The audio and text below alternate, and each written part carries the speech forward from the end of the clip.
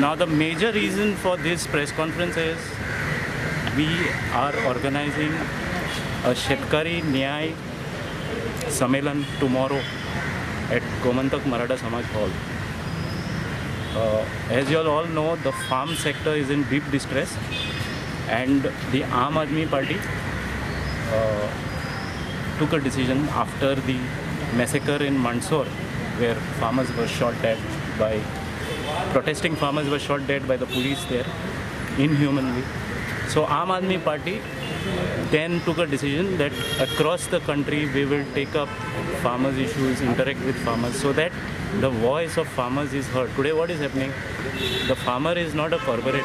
The farmer is not an Ambani. The farmer is not an Adani. The farmer is not a Dempo, not a Sarvankar, who has a voice in the government, who has a voice among the powers that be. A farmer does not have representation in the establishment. For example, everybody knows that farmers are in trouble, but is a single word on farmers have been spoken in the Goa Legislative Assembly, which is currently in session? People are in distress, their livelihoods are over, but no one is bothered about it. So I would request Siddharth to kindly give you a background of what this Sammelan is going to be about tomorrow. This पहिले हांव captain Venzy Viegas spokesperson for Aam Aadmi party. एक दोन दीस पयले आमी एक press घेतले जे लोकांक अवेरनेस करपाक की मिरामार ब्रिचार ड्रेजिंग जे चलता, जी लकी 7 जी वेसल जी ग्राउंड जाल्ली, हें जे वायलेशन ऑफ CRZ एक्ट, आमी जेन्ना आवाज काडलो प्रेसान, त्या आवाजा फाटल्यान असेंब्लीन काँग्रेसाच्या MLAन थिंग घातलें की why she was allowed to come inside काय म्हणून, आनी चीफ मिनिस्टरान तेन्ना स्टेटमेंट दिलो की she had no permissions at all to come inside. That is the reason we had stop.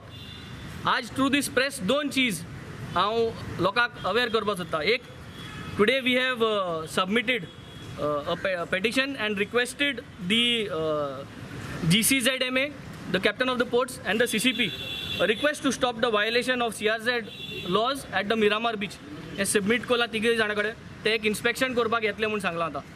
आणि secondly, when the chief minister has said that there was no permissions, and without permissions if the vessel has entered, this is a breach of security of the state. He needs to understand this. Now what he has said is he had no permission, she entered. He being the ex-defense minister, and if he says license asona ani boat bidor aili murche, it has breached the policy of the state as well as the coast guards were involved. They could have stopped the vessel.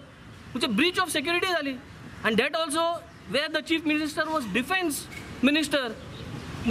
How can this happen? तू म्हणतात तुवें permission दिल ना, शी kept on coming inside, तुवें बंद कर म्हणलें. तुगे आयकना सोना, एक बोट भितर आयली, इतली कापसतात त्या बोटीक. आनी तुका स्टेटान तुका सेक्युरिटी सांबाळपा जायना, आनी अशें करून तुका स्टेट सेक्युरिटी सांबाळपा जायना जाल्यार आनी हेजे मुखार आनी आमकां कितें जाय गोंयचो न्हू. So this is what has to be. तुगली उतरां तूं सांगता की परमिशन ना. So this is a breach of security, and we request this to be investigated if this is a breach of security. Now the Coast Guard has to come into picture and tell why did the Coast Guard of Goa allow this breach of security and allow them to come inside when there was no permissions as per the chief minister. So yes, Sangun, we are highlighting these things because dredging is happening. We want all the people of Panjim to come out because Miramar beach is a heritage. It's a heritage beach. People have been coming here for ages and ages, and today dredging is happening in open. Panjim, I request the people of Panjim, येयात आज भायर येयात. आज 7 वरांचेर म्हाका दिसता की आख्खो लोक थिंग पेंजीम येवपाचो आसा Miramar to show their protest against this heritage beach and the dredging that is going on in open against the violation of CRZ Acts. आमचो मेन मुद्दो आसा हो म्हणल्यार आज भारत देशान, आमच्या ह्या देशान 3,14,000च्या वयर शेतकारांनी जीव दिलो.